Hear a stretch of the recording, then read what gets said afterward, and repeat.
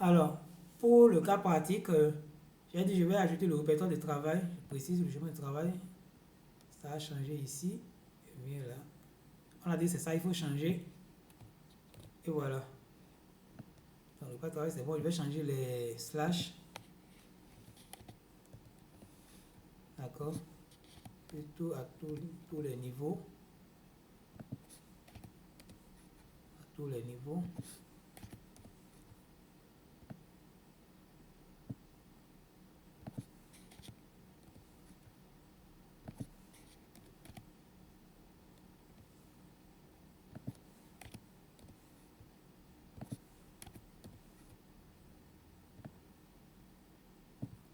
Et le dernier ici.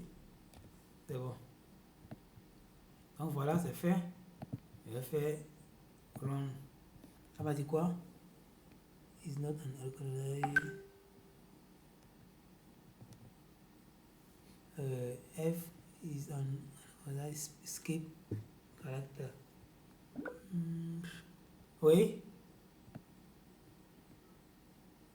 Quelqu'un a levé le doigt? Oui, formateur. Oui. Oui. Oui, bonsoir.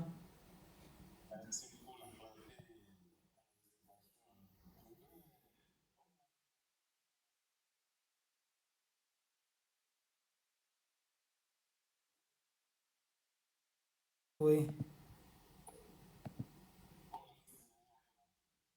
Oui, oui. Ça veut dire que je n'ai pas ce package là donc je dois l'installer. Donc, soit je viens ici, j'installe, soit je fais directement install à partir de là et il me fait l'installation directement. Oui, donc j'ai lancé. Il va faire l'installation tout à l'heure. Là, je n'ai pas F, mais il me dit que F. Je veux voir ce que j'ai. Je n'ai pas F ici. Pourquoi il me dit ça? Pourquoi il me dit ça?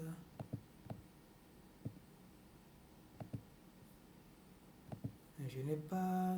Est-ce qu'il y a F quelque part ici? Set work directory. Oui, c'est pas un instant. OneDrive.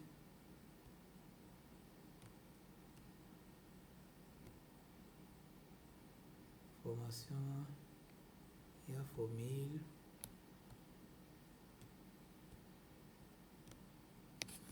Ouais, je ne comprends pas pourquoi il me dit F. Je n'ai pas de slash F. Ah oui, mais j'ai pas. J'ai oublié. C'est moi quelque part ici. Il y a des slash.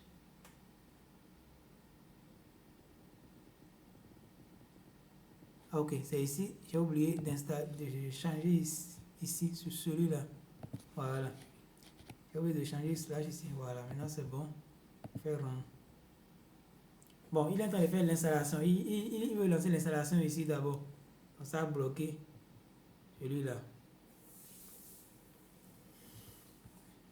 Donc vous allez voir, donc, après quand on va faire le répertoire de travail, on va juste faire le library AER qui permet de faire la variable instrumentale. D'accord? Et après ça, il faudra donc importer la base de données. Bon là, comment on pourrait l'arrêter parce que là, il nous bloque. Je vais faire l'installation moi-même, je vais voir. Là, il nous bloque un peu, il tourne depuis, il ne s'arrête pas.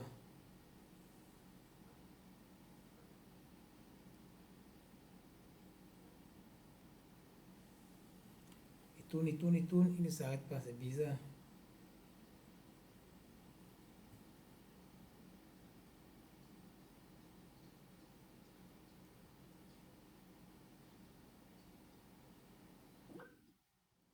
Oui, quelqu'un a levé le doigt. Oui,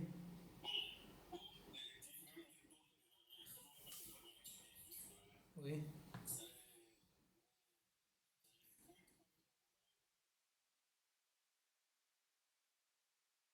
oui, oui,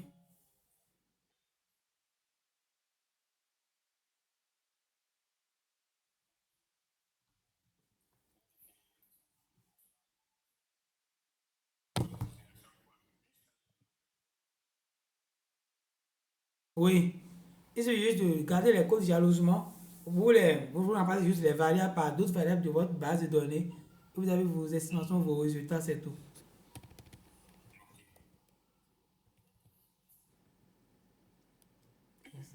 Non, je vous en prie. Je sais pas si c'est ma connexion ou pourquoi ça tâte comme ça là. Bon, je vais préciser le répertoire de travail, faire run. Ouais, maintenant c'est bon, il n'y a plus d'erreur. C'est bon. Après ça, je fais quoi? Je fais library. Bon, c'est pas encore installé. Je vais voir AER. C'est pas encore là. Mais c'est pas pourquoi installer. Ça doit être ma connexion. C'est pas. Ok. AER. Voilà, c'est là. Je choisis. Installer. Là, je fais juste une installation. Vous voyez ici ce que je disais. Il y a un panneau rouge qui est venu là. Donc quand je vais sur ça, ça me dit interrompre R. Donc si j'avais lancé quelque chose que je ne veux plus, je peux venir ici pour interrompre ça. Tu vois que ce que j'ai lancé, ça prend du temps et que en réalité ce n'était pas nécessaire, je peux venir interrompre ça pour pouvoir continuer, pour pouvoir exécuter d'autres lignes. D'accord? Et là, ça n'a pas démarré. Ça n'a pas démarré. C'est pas pourquoi, c'est ma connexion. Connexion ou quoi?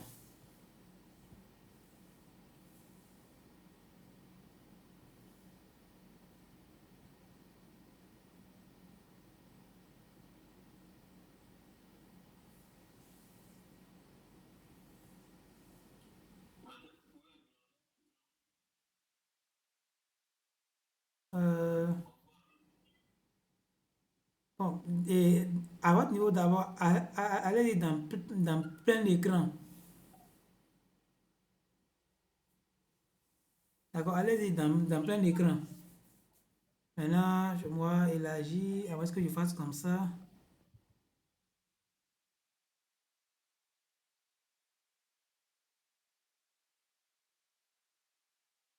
Installation, n'a toujours pas commencé. Ça doit être ma connexion, mais quoi, j'ai pas compris. Je sais pas si c'est l'installation. Je vais faire l'installation du package. C'est le AER. Voilà. Je vais installer, mais ça. Ok, je pense que c'est bon. Ça a commencé. Ça a commencé l'installation. Ça bloque là. Ça bloque là. C'est pas encore là. Parce que sans ce package, on ne pourra pas continuer parce que bon, on peut faire l'importation déjà d'abord. Donc, vous voyez, donc, on avait mis data, donc le nom, j'ai mis data.vi le nom. Maintenant, read.csv. D'accord? Read.csv. Ah, donc, je fais juste devant là et j'importe ma base de données. Faire,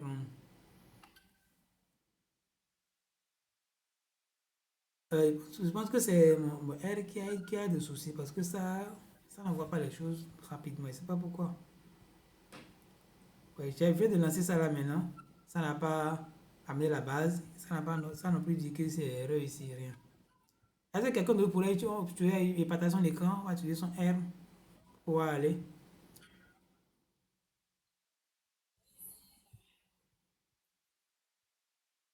D'accord. Pour ceux-là, mon R c'est un peu long, j'ai pas compris pourquoi.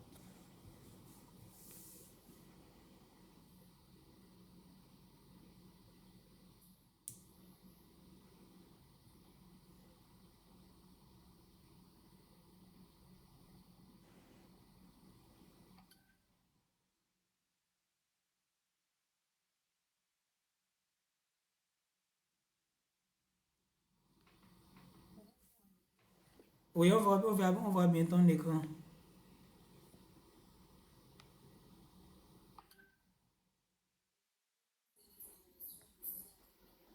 Ok, donc l'installation est en cours chez toi. Là, c'est bon.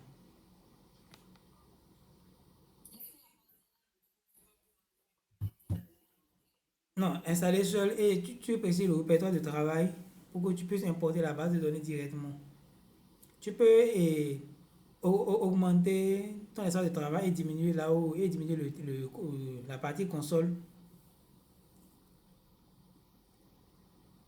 Voilà. Donc tu précises le répertoire de travail, tu vas voir là où il y a ta base de données.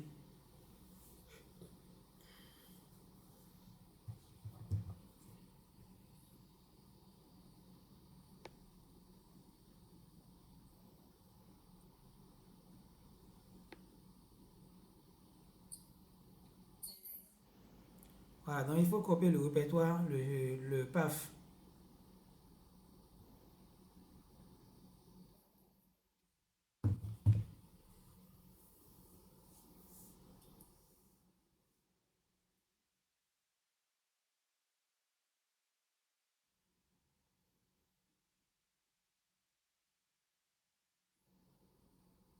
Attends, fais quoi là?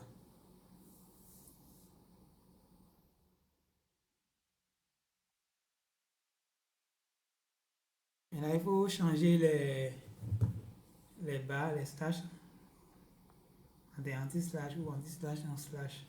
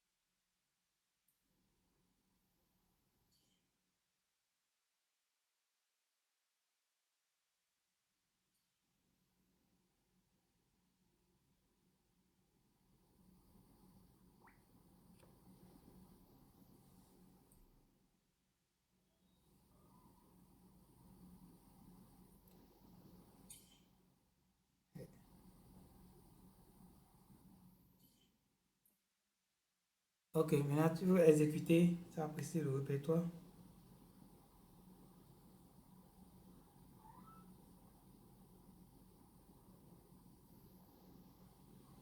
Ok, ça c'est bon. Maintenant pour l'importation, tu valides le lien de l'importation.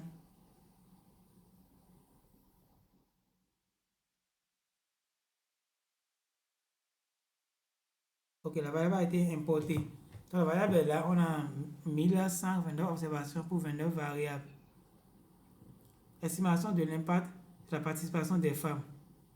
Donc on a dit double moins carré direct avec la fonction if et ivreg de la librairie AER.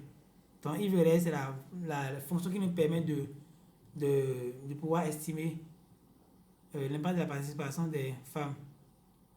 Mais là, vous allez comprendre après. D'accord. Il faut estimer de la ligne 23. Là, bon, attends. Là, j'ai nommé le truc modèle 1.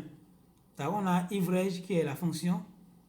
Et comme il a dit, exponentielle du revenu annuel, régressé maintenant sur la participation des femmes, l'âge du chef de ménage, le sexe, l'éducation, le fait d'avoir la terre. Maintenant, slash, et slash, bar. Pour mettre une variable instrumentale dans un modèle, voilà comment on met ça. Vous voyez, il faut aller vers la variable instrumentale, F-choice. Bon, ici, c'est parce que le modèle que nous on n'avait pas collecté une variable instrumentale directement. Donc, on a créé une variable instrumentale. On a dit le fait que d'avoir dans le ménage qui a des terres de 50 décis et aussi participation, donc c'était une variable que nous on avait créée. Alors, donc, voilà, donc on met, là, on ne met pas, si on met plus, ça sera comme une variable.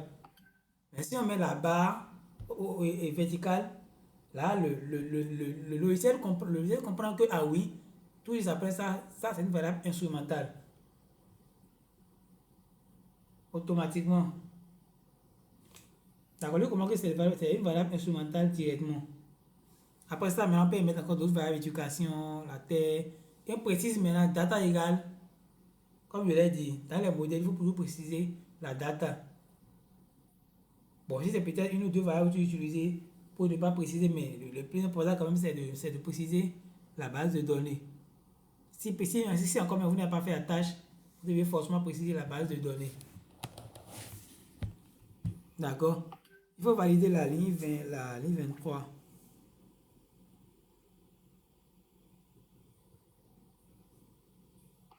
On peut voir le message d'erreur, ça dépend.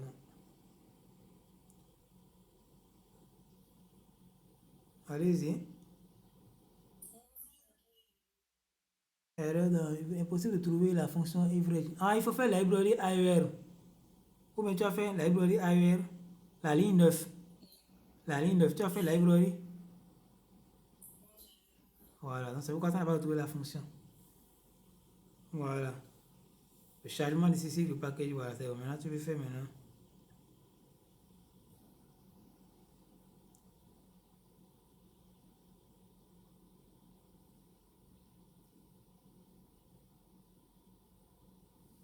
Pardon, le modèle a été ajouté. Donc on peut faire un summary du modèle.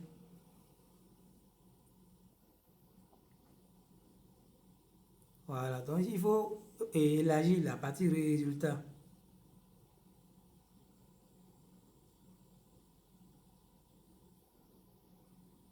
Donc voici, on a le résultat ici, d'accord?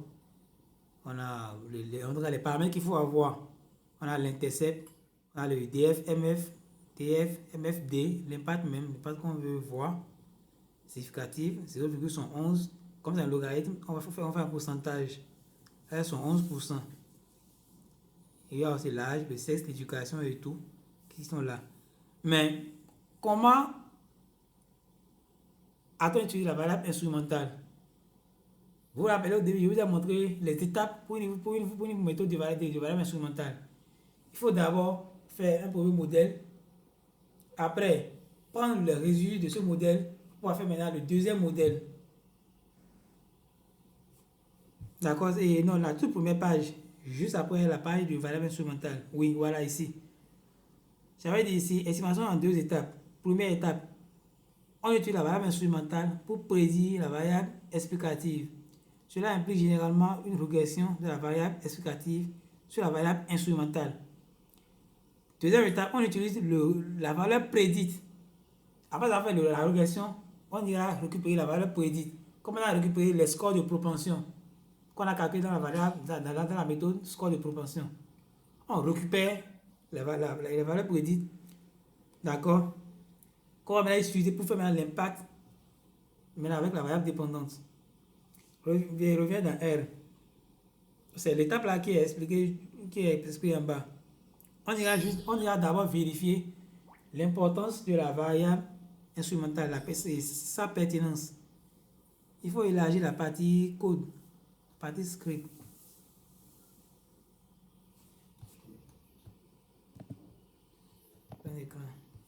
Voilà. On dit quoi? Vérification de la pertinence de la méthode de variable instrumentale. D'accord? On veut voir la pertinence de la méthode. On vient de faire, on a extrait le modèle. Il faut donc voir si effectivement notre elle est pertinente avec la variable qui a été utilisée comme instrumentale. Donc ça, c'est le code summary, on met le modèle 1.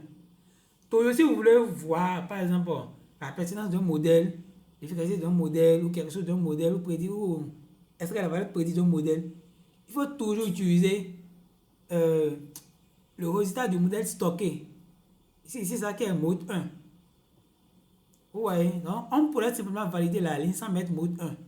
Si on valide, on a le résultat, mais on ne devrait pas stocker le résultat.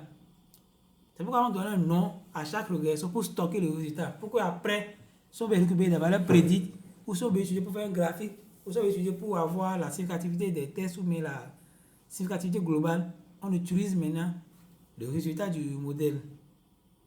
Ça, on va utiliser ici maintenant pour pouvoir avoir la pertinence. Et le code, voilà, c'est summary, juste M1, mode E et mode 1, avec le code qui suit. D'accord? On va valider la ligne 30.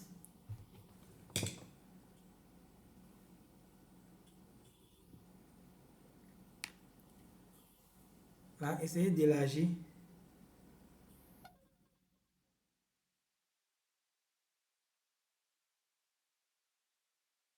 D'accord? Donc déjà, Ivrege, bon, vous pouvez faire des recherches hein, sur la fonction Ivrege pour voir ce que ça signifie. D'accord? Déjà, c'est une,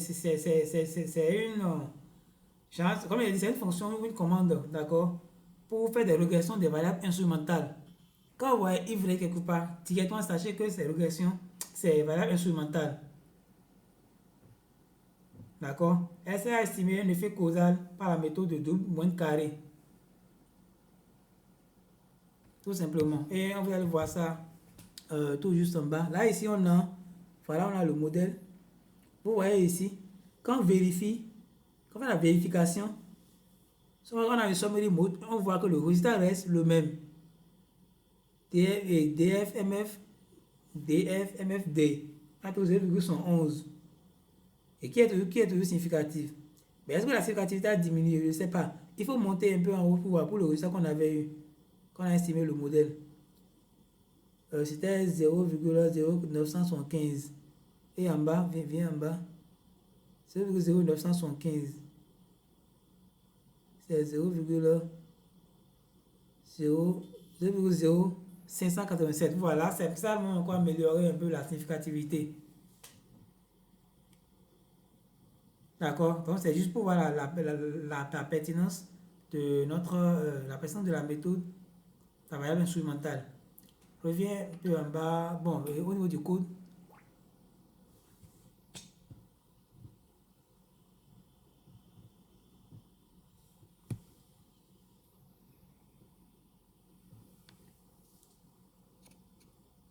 D'accord? J'espère que vous voyez bien la différence entre les deux. Entre le summary de mode 1 et le summary de mode 1 avec tout le reste. D'accord? C'est juste pour confirmer. Oui, monsieur José.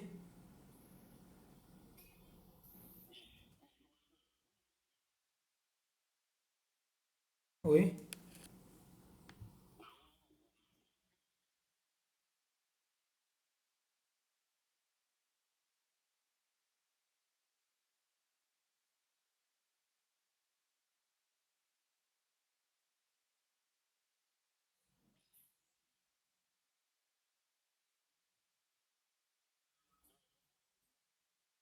oui,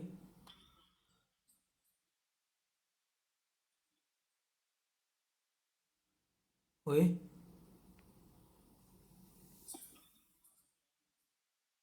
Non, c'est le DFMF, c'est le DFMFD. La participation des femmes. D'accord? C'est ça qui nous intéresse.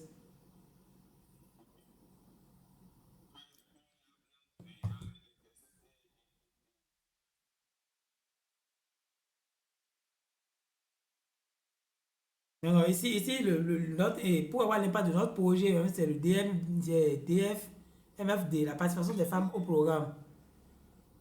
Et on voit que c'est significatif dans les deux. Donc, c'est juste une manière de confirmation. On te dit, bon, on va voir si effectivement le résultat qu'elle fait, elle est bonne ou pas. Si le résultat est bon ou pas. Oui, madame Tossou.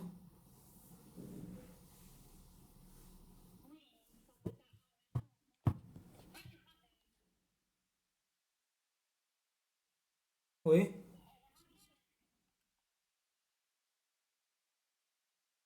oui.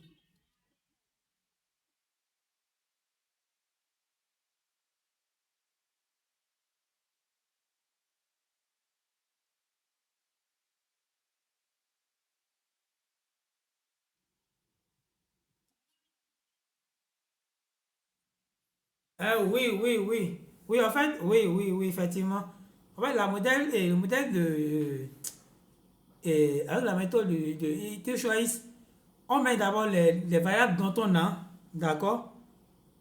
Mais là, quand on précise la variable, quand on précise la variable instrumentale, on ramène les autres variables sauf la variable de traitement.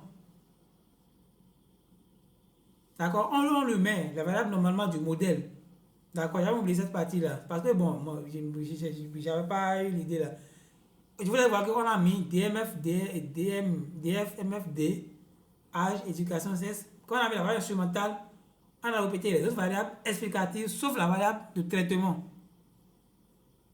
Donc, c'est le principe de Ivredge. Quand vous avez trois variables explicatives, vous faites votre modèle, vous aurez 4 du côté, après juste la variable dépendante avec la variable de traitement. Vous mettez la barre, d'accord? Vous mettez votre variable de variable instrumentale et vous répétez encore vos variables explicatives. Les mêmes variables, pas plus, pas moins. Vous allez voir, c'est le même nombre de variables qui est revenu encore tout juste après. Ce qu'on va faire, bon, ça, même si vous faites la machine, on essaie d'annuler cette variable. Bon, je vais fait ça, mais on va voir ce que ça va donner. On enlève les autres, on enlève F choice uniquement. Et on valide. Probablement, ça va nous sortir un message d'erreur. Bon, je n'ai jamais essayé ça pour voir ce que ça va donner, mais non, pas avec la base de données.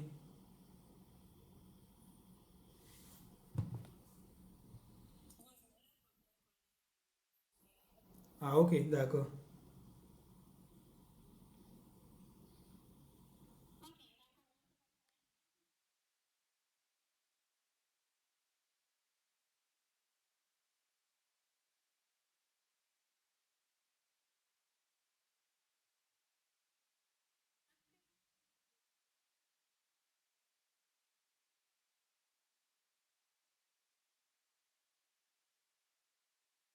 Oui, mode, oui, il n'y a pas de problème. Je vois ce que ça. On vient à ce niveau. Nous ne sommes pas encore à ce niveau.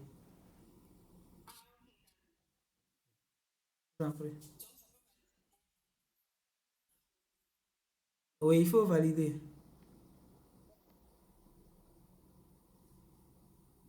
Vous voyez. Il dit dans average, int YZ, weight, offset, more regression than instruments. Ça veut dire qu'il manque quelques éléments.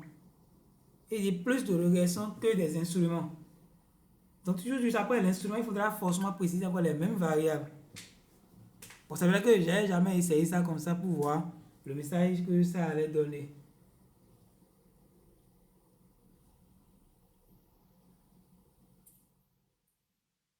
Non, si tu- ah ok, il faut faire mode, mode 1A pour voir ce que ça va donner. Vous voyez ici ce que ça a donné.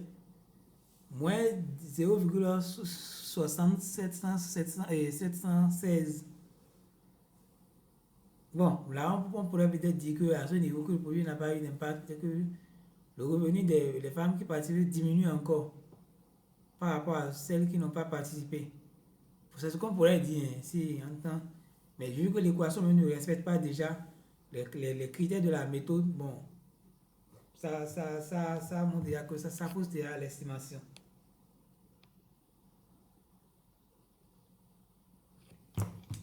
Donc, aller au niveau de la liste, maintenant on a dit double moins carré en deux étapes. On a dit quoi? On a dit que Ivrège, il a peut-être une variable instrumentale, peut-être qui est souvent estimé en double moins carré. D'accord? Maintenant ici, il veut montrer maintenant ici comment donc utiliser les doubles moins carrés pour pouvoir estimer. L'idée, c'est ce que j'ai dit au début. Première étape, on fait ci, on récupère les résidus pour aller maintenant estimer l'impact. Alors, on a dit quoi? Première étape, mode 2, chez LM. Donc, on fait une régression. D'accord? Donc, généralement pour bit, avec comme les scores de propension. D'accord? Mais là, maintenant, c'est une régression simple. Ce n'est pas l'impact d'abord. C'est une régression. Vous allez voir, après F choix a été mis comme une variable, pas comme une variable instrumentale. Parce qu'on a dit fait quoi? On va d'abord regresser la variable instrumentale sur la variable de traitement. D'abord, c'est comme si notre variable d'intérêt n'est pas d'abord dans le modèle. Parce qu'on a dit quoi? Le traitement peut être lié à la variable instrumentale, mais pas directement. Mais la variable instrumentale peut être liée à la variable de traitement, qui est une variable explicative, mais pas directement à la variable dépendante qui est ici revenu annuel. Donc, dans le premier modèle, on sort d'abord le revenu annuel. On ne le met pas dans le modèle.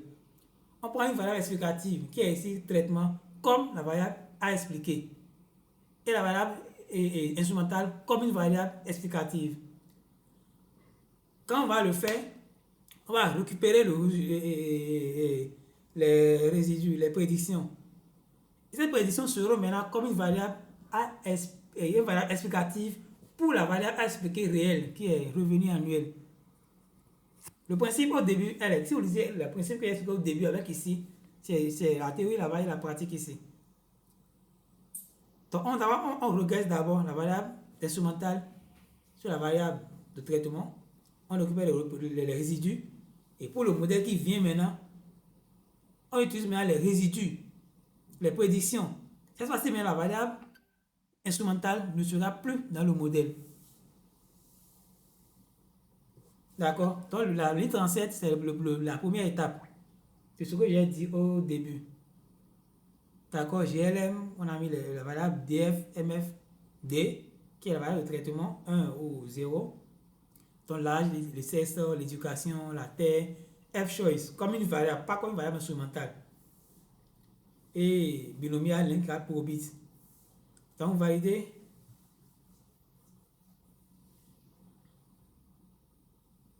Voilà. Maintenant, on peut faire summary, même si on n'avait pas besoin. Summary juste pour avoir les statistiques, même ben, ça ne nous servira pas parce qu'on n'en a pas besoin pour le moment. D'accord? Alors, on va donc récupérer les prédictions. Et j'ai nommé mes prédictions DF, MF, D, point et tiret hat. Donc, les noms, vous pouvez changer les noms. Hein. Ce n'est pas que c'est des noms standards, non. Vous pouvez mettre les noms que vous voulez. Et mettre maintenant la flèche. En tout cas, tout ce qui est du côté gauche de la flèche, vous pouvez changer les noms. Mettre des noms que vous pouvez pour le trouver. Maintenant, hat égale prédit. Prédit pour récupérer les prédictions. Prédit, modèle 2, type égale réponse. Donc, on va récupérer les prédictions. Donc, on valide la ligne 44. Alors, on a récupéré les prédictions maintenant, qui est maintenant dans notre environnement. TF, MF, D, hat. Cette prédiction maintenant sera maintenant comme une variable explicative dans notre prochain modèle où on aura maintenant comme variable à expliquer notre variable réelle qui est le revenu exponentiel. Donc, modèle, deuxième étape, modèle 2, modèle 3, LM, là on fait une régression. LM, d'accord, exponentielle égale DF, MF, hat, qui est la variable, les prédictions qu'on a récupérées maintenant. Plus maintenant les autres variables, sauf la variable choice. Parce que c'est comme si dans DMF hat, choice c'est déjà, on a déjà pris les prédictions là en compte. Là, vous validez la ligne 48. Ça dit quoi? Error dans eval parent frame objet. Ah oui, le nom de la base de données. Il faut changer le nom de la base de données. HH98VI. C'est data VI.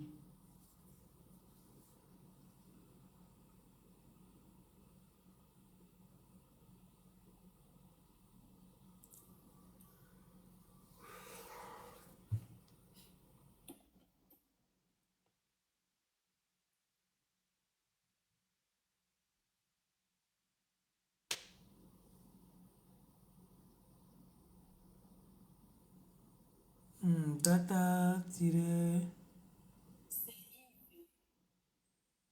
Ah ouais, c'est VI, oui. VI ici, IV. Instrumental variable, valeur instrumentale, français, anglais. Ok, donc on a récupéré, on a donc fait notre régression. Il faut donc afficher les résultats de la régression. Voilà, essaye donc d'élargir le résultat, on va voir.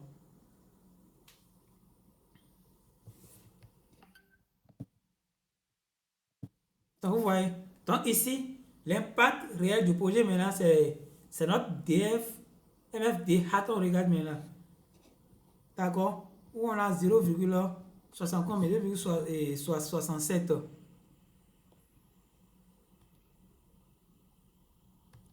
D'accord? Donc c'est ça que nous allons regarder pour dire, ah, voilà donc comment l'impact que le projet a eu. Il faut déjà voir. Bon, je ne sais pas s'il faudra revenir là avec vous. Je pense que vous avez dit entre-temps.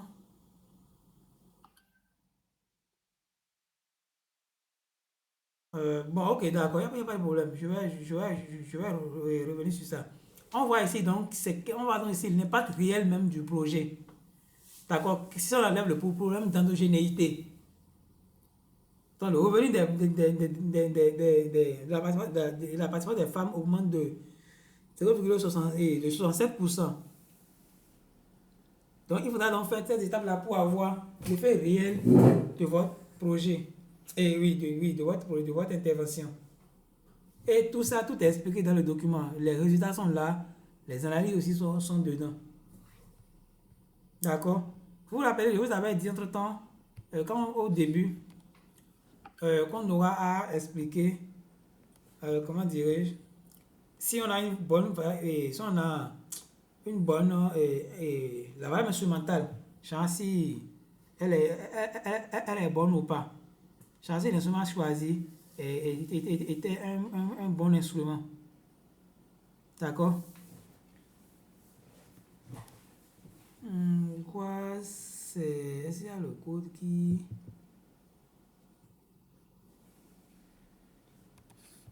revenez, viens un peu plus haut, au niveau des résultats. Viens, non, pas doucement. Il y a un modèle qu'on a estimé et il y avait F choice là, voilà, là. Vous voyez, quand on a estimé celui-là, là on avait mis F choice, on avait fait comme une variable. Alors, pour dire avoir que c'est un bon instrument, ça veut dire que ça doit être significatif. Si elle n'est pas significative, alors là, vous n'avez pas choisi un bon instrument. Et quand on voit, par exemple ici, on l'a mis comme variable. Et une variable instrumentale doit être significative. Parce qu'on a dit quoi? On a dit que ça doit être lié. Vous vous rappelez très bien, j'ai dit au début que la variable instrumentale doit être corrélée avec la variable A et avec la variable explicative. Comme elle avait dit que, par exemple, la distance, d'accord, la distance de l'école doit être corrélée avec le fait d'aller à l'école. Et après, on a dit, par exemple, le revenu. Le revenu ici, c'est ça qui est notre dépense, des dépenses annuelles.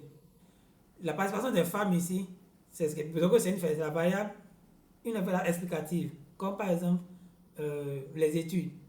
Et l'instrument ici, c'est la distance.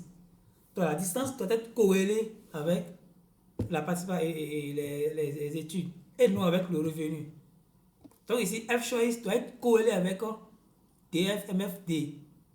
Et par conséquent, comme c'est un modèle où on a regardé DMFD sur les variables, elle doit être significative. Pour qu'on dise que oui, c'est un bon instrument. Si elle n'est pas significative, il va falloir que vous allez chercher autre variable instrumentale. Ce qui veut dire quoi? Vous allez voir dans vos modèles quelle variable explicative qui est corrélée à une variable explicative, mais pas la variable à expliquer. Si vous avez identifié cette variable-là, vous êtes votre variable instrumentale. Et vous faites votre première régression, la première étape, pour voir si elle est vraiment significative. Si oui, vous continuez avec maintenant, vous récupérez donc les prédictions comme on l'a fait, et vous estimez maintenant l'impact de votre projet, pour avoir l'impact réel maintenant de votre projet, en éliminant l'endogénéité qui existait, qui est en réalité de 0,67%. Donc, je ne sais pas si je partage mon écran pour vous montrer. Bon, le résultat est là dans le document. D'accord? Merci beaucoup, je vais attendre. Voilà. Va dans le document à la fin. Va à la fin du document.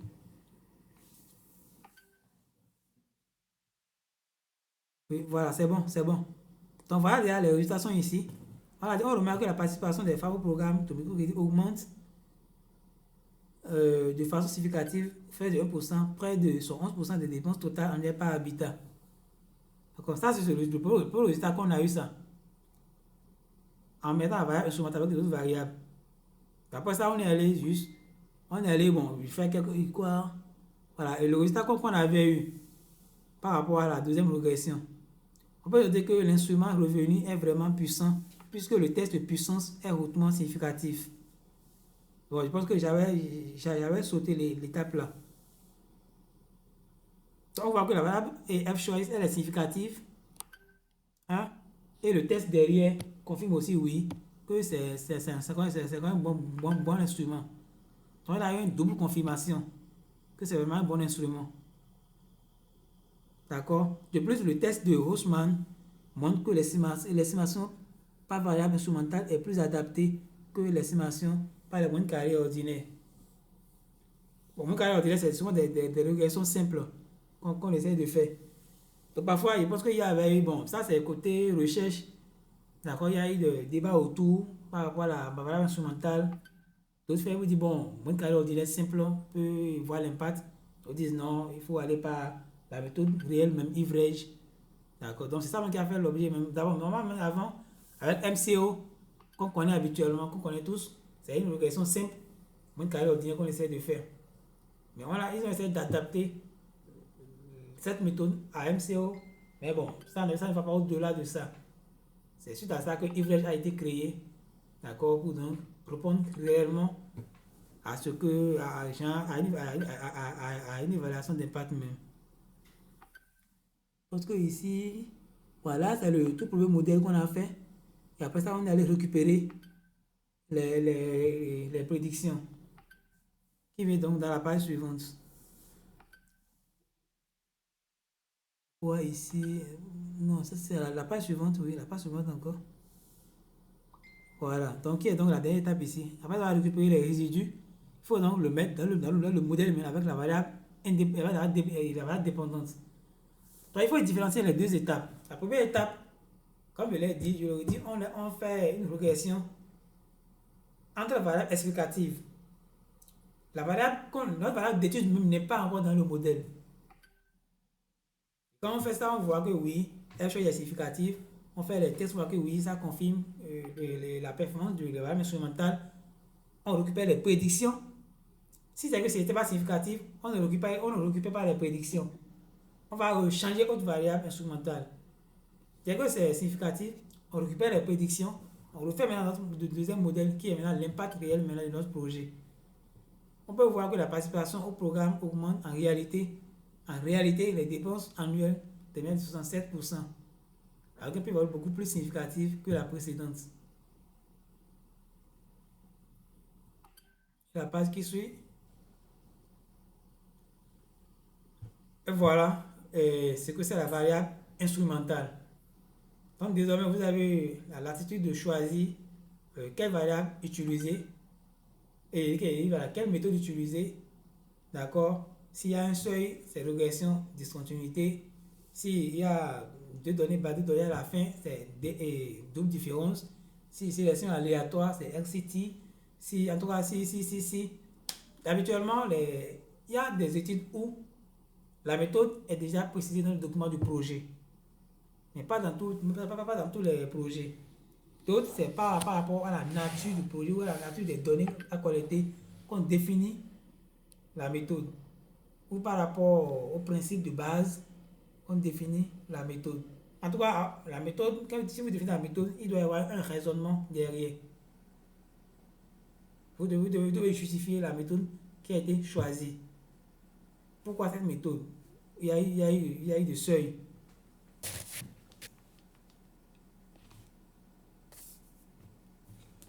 Il y a eu des problèmes.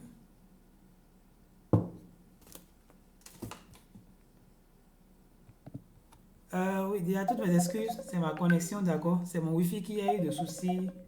Mon adaptateur est gâté, donc le Wi-Fi se déconnecte. Ça va se déconnecter encore tout à l'heure.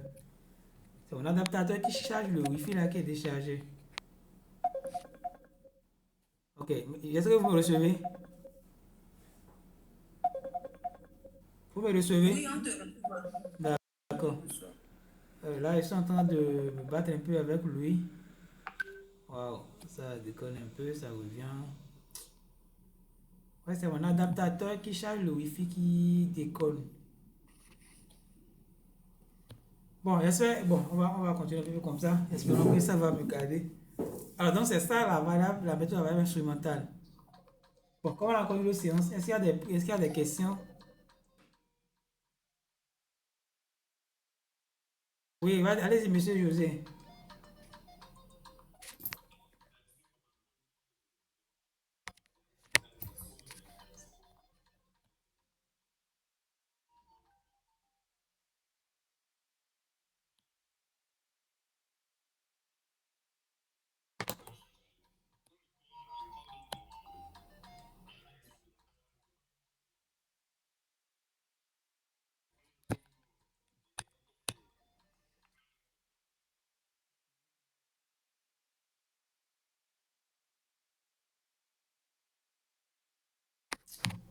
On va encore lâcher. C'est mon adaptateur. Et je n'ai pas un truc de type C. Je n'ai pas fait la magie tout à l'heure. Couper type C et joindre à l'autre. Ça ne va pas. Oui, c'est l'adaptateur. C'est un an. C'est en septembre. C'est en octobre. Maintenant, on va encore faire un an. C'est le câble. C'est le câble ici là qui a des soucis.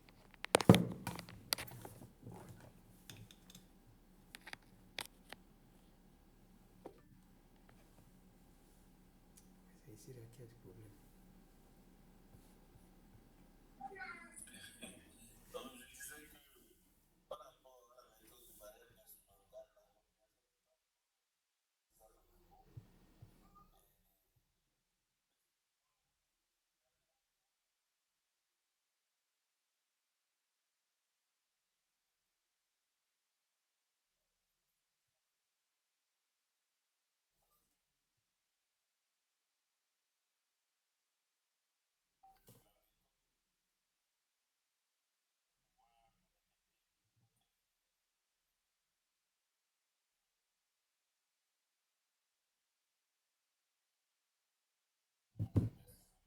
Ok. Il faut noter déjà, comme je l'ai dit, la méthode de la variable instrumentale est une méthode qui n'est pas trop longue, mais complexe en termes de mise en œuvre de telle sorte qu'il faut déterminer un bon instrument. Et à vrai dire, en évaluation d'impact, en tout cas moi, encore, c'est la méthode la plus rare que les gens utilisent dans les projets, mais qui est plus utilisée en termes de recherche. Par exemple, de recherche, j'aime surtout le mot instrument. Quand ton instrument est bien choisi, bien justifié, ça va parler souvent de la contribution de ton papier. Quand tu as un bon instrument, que tu as bien justifié, bien documenté, ça seul déjà suffit. Tu peux utiliser comme apport, comme l'apport que tu fais maintenant à la science. D'accord? C'est pourquoi c'est une méthode complexe en termes que quasiment même dans les projets, on ne le met pas en œuvre. Alors, j'allais dire quoi? Pour que la variable, la première démarche, c'est de choisir, bon, de dire, bon, voilà, ça là, comme variable instrument, comme variable instrumentale. Maintenant, pour que ça soit une variable instrumentale, avant de mettre dans votre modèle, il va falloir vérifier, voir si cette variable-là, elle est corrélée à une autre variable explicative de votre base. Pas, bon, ça peut être à deux variables explicatives. En tout cas, au moins à une autre variable explicative de votre base. Et c'est cette dernière qui est corrélée maintenant à la variable dépendante. Est-ce que vous voyez? La variable instrumentale, elle est corrélée. C'est comme si elle est corrélée à son ami variable explicative. Elles sont toutes des variables explicatives, mais elles sont corrélées entre elles. D'accord, donc la variable instrumentale va être corrélée à une variable explicative qui est elle maintenant corrélée à la variable dépendante. Parce que c'est ça qu'on a fait. C'est ça qu'on a fait pour les deux étapes. La première étape, on a fait une estimation entre variables explicatives. Il n'y avait pas encore la variable dépendante dans le modèle. On l'a fait entre variables explicatives. Et on a vu que f choice, elle est significative. Ça veut dire quoi? Elle est corrélée avec, elle explique la variable et en tout cas, elle explique son autre variable explicative qui est dans ce modèle variable à expliquer. D'accord? Et quand on aura ça, la significative, quand il faut aller faire les tests qu'on a fait tout juste après pour voir si vraiment ce modèle est vraiment performant, est significatif et tout. Et dès que c'est bon, et que notre instrument, c'est un bon instrument, il faut donc récupérer les prédictions, c'est-à-dire les réponses, les prédictions qu'on va utiliser maintenant comme variable explicative pour notre variable d'intérêt. Donc on fait une nouvelle régression, d'accord? Et dans la régression, là on avait mis une variable explicative, on met une variable à expliquer maintenant, notre variable d'intérêt, on le met. Régresser maintenant sur la variable prédiction qu'on a récupérée. C'est comme si c'est une variable qui a un peu les débris de la variable instrumentale. Et on fait maintenant notre modèle pour voir donc, et le coefficient qu'aura donc cette variable-là, cette variable de prédiction-là, qui sera maintenant l'effet réel de notre projet, de notre intervention. Je ne sais pas si... Oui, allez-y. Oui.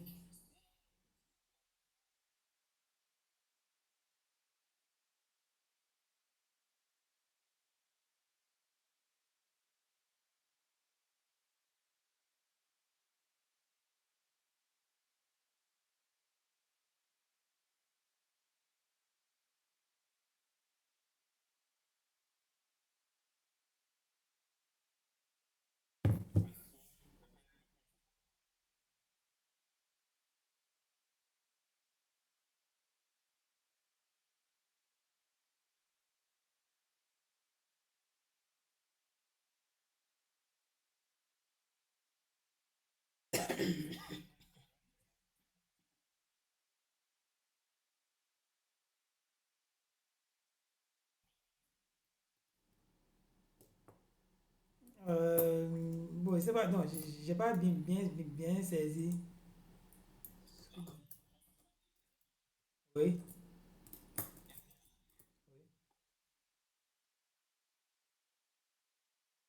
oui. Bon, ça peut être dedans, comme ça peut ne pas être dedans.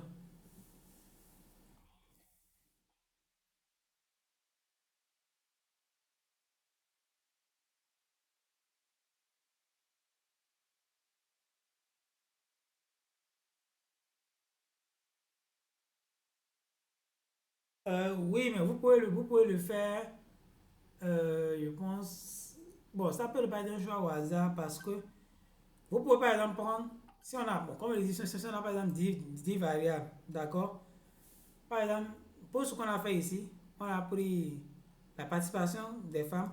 Vous allez voir, dans les explications, dans le document, j'ai dit que l'homogénéité peut aussi provenir du fait que la variable de participation soit influencée par une autre variable, comme par exemple le revenu. On peut dire que c'est ceux qui ont plus de revenus qui seront formés. Du fait qu'on a déjà dit ça, ça veut dire qu'il y a une variable revenu qui sera forcément corrélée avec la participation au programme, qui n'est pas notre variable d'intérêt. Oui, voilà une hypothèse. Maintenant, il faut aller faire la regarde sur ça. Du moment où vous avez ça, vous pouvez aller tester, voir si effectivement c'est corrélé. Si c'est oui, là, vous avez votre instrument. Maintenant, maintenant, ce qui serait bon de faire aussi, supposons que c'est le cas maintenant, on n'a pas une variable instrumentale. On peut prendre le traitement comme variable dépendante et on met toutes les autres variables comme variable explicative. Et on va voir, il y a peut-être deux, disons même il y a trois variables qui sont significatives. C'est-à-dire qu'il y a trois variables explicatives qui sont liées à leur collègue variable explicative qu'on a mis comme variable dépendante. Parmi ces trois maintenant, comme il a dit, il est suffisant de choisir un instrument. Et de choisir l'instrument, un bon instrument, est bien documenté, bien justifié. On va voir maintenant parmi les trois, si on prend tel instrument, comment on pourra justifier ce choix-là? Pas ici, mais on a dit pour la distance, on a dit que la distance voilà, peut démotiver des gens à aller se faire former, à aller à l'école. La distance ne diminue pas leur revenu. C'est plutôt leur niveau d'études qui va définir leur revenu. Donc, on voit déjà la relation qui a là. Bon, si je voulais, si c'était une recherche, j'allais aller chercher des articles qui ont appuyé ça ou bien qui ont dit pour pouvoir documenter. Donc, rassurez-vous d'avoir, parmi les trois, de prendre une variable instrumentale que vous pouvez documenter, vous pouvez justifier. Qui va pouvoir, genre, bon, en tout cas, vous soutenir, quoi. Pas juste, bon, je sais pas, parce que j'ai fait une regression, j'ai vu que c'est corrélé, j'ai pris. Non. Il faudra documenter ça. Bon, ça c'est un raisonnement en termes de recherche.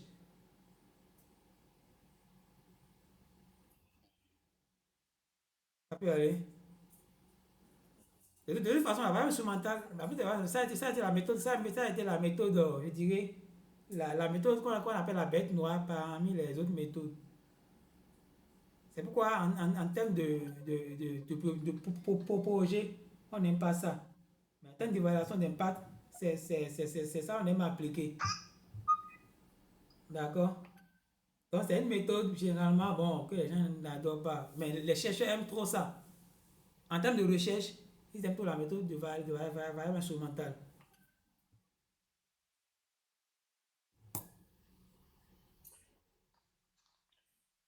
Je vous en prie. Est-ce qu'il y a encore des préoccupations? Bon, comme c'est une méthode complexe, hein. Seulement que ça, c'est pas encore bien assis dans la tête. C'est pourquoi il n'y a pas de questions. Ça, ça, ça, ça tourne encore un peu autour de. Ça tourne encore un peu dans la tête. C'est pas encore très clair ou bien. C'est la méthode même qui est comme ça. Voilà, c'est la méthode même qui est comme ça. Alors, donc, s'il n'y a pas de préoccupation, je pense que pour le samedi, on n'aura pas de séance parce que je serai en déplacement. Je serai en circulation le samedi, là, pratiquement à moitié de la journée. Donc, je vais vous revenir pour la. On peut avoir une séance, une journée de la semaine prochaine et une journée le samedi de la semaine prochaine. Genre pour prendre les questions de façon générale et aussi écrire le document du projet. Et bon, prendre une évaluation d'impact, essayer d'écrire un document d'évaluation d'impact et maintenant faire l'initiation de Python. Et ça sera juste, bon, vous apprendre comment utiliser Python. Parce qu'on a tout expliqué ici. Donc là, ça sera maintenant une formation en Python. L'initiation, comment faire les petits calculs, comment importer les données, comment télécharger les librairies qui est ici, des packages. D'accord? Donc ça sera une formation en utilisation de Python. Parce qu'on a déjà tout fait. On aura les mêmes résultats que ce qui a été fait en Python. Je n'ai pas oublié hein, vos scripts de Stata là. Je n'ai pas oublié. Vous aurez vos scripts des 5 méthodes là, sous format Stata. Je n'ai pas oublié. J'ai une inquiétude là, formateur. Oui, Je vais vous partager mon écran de ma question. d'accord.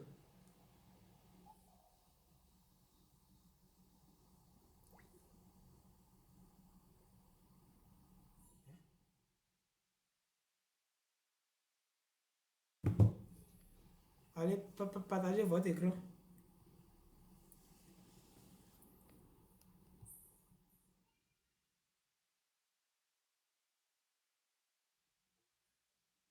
Oui,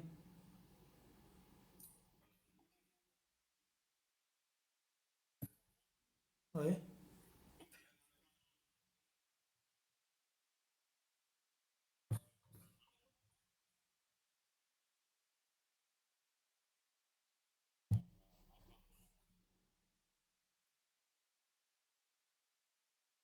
oui.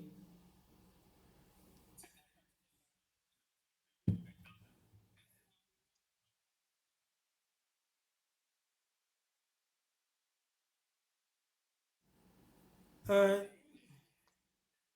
User, il faut voir s'il y a un ascenseur là qui vous permet de défiler vers le bas. Parfois, vous avez beaucoup de paquets, vous n'avez pas, vous ne pouvez pas tout.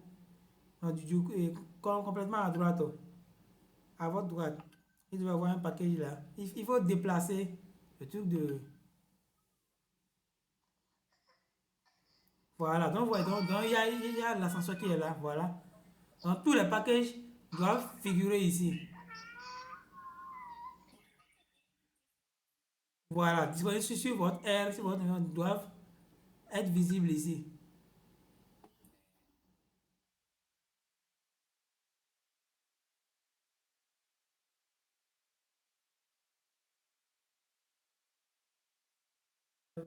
Oui,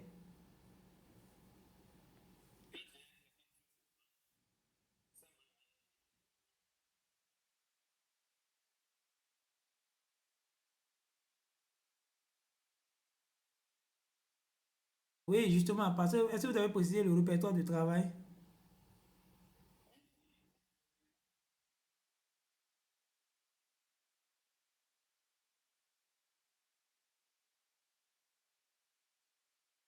Oui, allez- allez-y, devez l'ascenseur vers la fin. Je vais voir la fin de la ligne 13. Non, non, je vais voir de façon la fin de la ligne 13.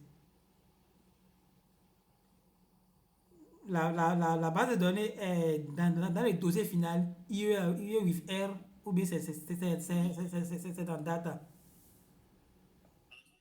La base de données finale, la base de données même est dans quel dossier?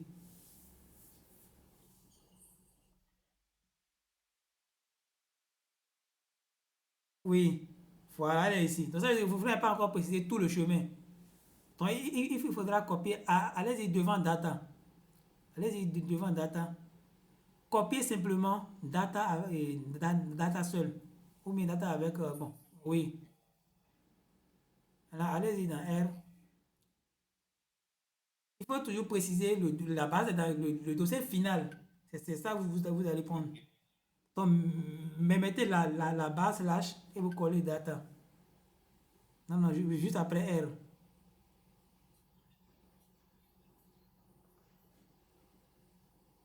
Non, non, non. Non, non, non, c'est pas là. Faites CTRL Z. CTRL Z. Encore, faites encore CTRL Z. Oui, oui, oui, oui, c'est celle-là. Entre le R et le D. Voilà. Maintenant, faites rond. Faites rond d'abord. Faites rond d'abord. Pour le définir. Voilà. Maintenant, revenez maintenant à exécuter le code de la ligne 17.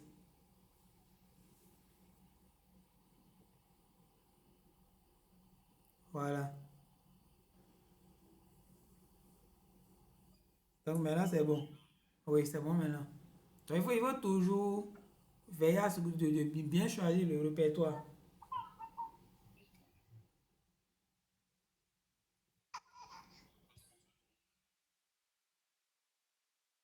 Oui.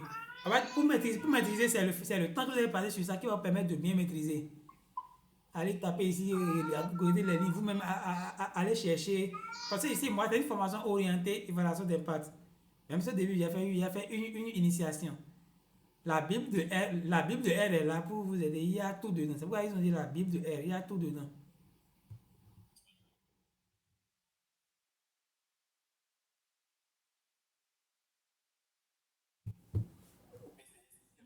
C'est en bas là qui est console.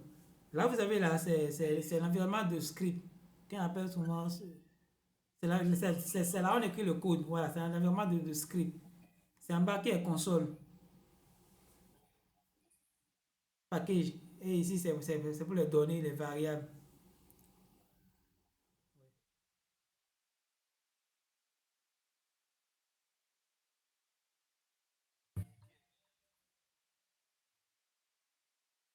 C'est ce qui est.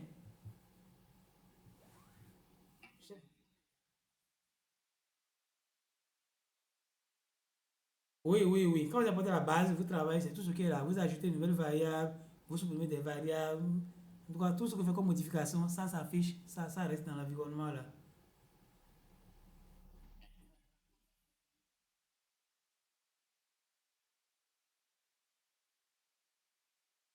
Oui, ça veut dire que ça, on essaie votre code que vous avez fait comme modification dans le code, ça a tout enregistré. Maintenant, vous pouvez enregistrer maintenant. Bon, avec la base de données, est-ce que tout s'enregistre comme dans Stata? Je ne sais pas trop. Allez dans, vous voyez enregistrer là, en bas de view. Voilà, voilà. À côté, on a plot. À côté de plot là, il y a, voilà, à ce niveau. Oui, non, non, à ce niveau, voilà. Ça veut dire quoi? Save all open documents. Faites ça, on va voir. Enregistrer ça, on va voir. Je pense que ici, c'est comme si vous voulez enregistrer tout ce qui est là. Et le script et les bases de données. C'est-à-dire tout en un, quoi. Vous mettez un nom. Et prochainement, voilà, non, mais prochainement, vous ouvrez, tout revient. Là-bas, quand vous entrez, quand vous faites CTRL S, c'est le script qui est enregistré. Oui.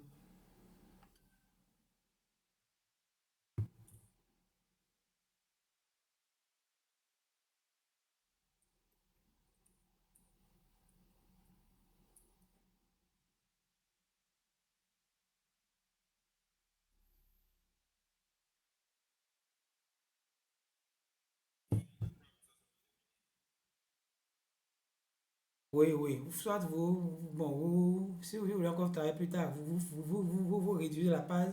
Soit c'est définitif, vous fermez sur la croix rouge et c'est fini.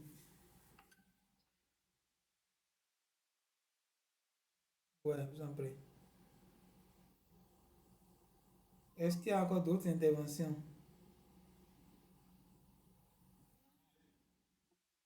Oui, allez-y.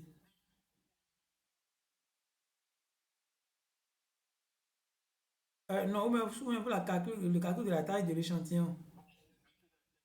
Oui, oui, ça, là, ça c'est disponible, mais je vais vous envoyer ça en même temps. Bon, je vais envoyer ça. Tout juste qu'on va couper tout à l'heure, je vais envoyer ça en même temps. Ça, j'ai refait, c'est déjà disponible. Je vais vous envoyer ça. Il faudra juste voir la formule qui est mise derrière et modifier juste les paramètres. Et vous avez la taille qui est affichée en bas, compte tenu des différents paramètres. Bon, et parce que prochainement, on va prendre d'abord des questions sur toutes les méthodes, d'accord? On va prendre des questions, on va prendre des apports, ce qu'on a déjà utilisé les méthodes, qu'est-ce qu'ils veulent apporter de plus, qu'est-ce que j'ai pas abordé, qu'ils aimeraient ajouter, qu'est-ce que j'ai abordé, c'est mal compris ou en tout cas, préparer toutes ces questions-là, on va les prendre. Et tout juste après ça, on va préparer le document, le projet d'évaluation d'impact. Et si le temps le permet, on démarre avec Python. Pour des cas contraires, on démarre Python avec la prochaine séance. Alors, merci à tous pour la participation. À la prochaine. Je vous reviens pour la date de la semaine prochaine. Merci beaucoup.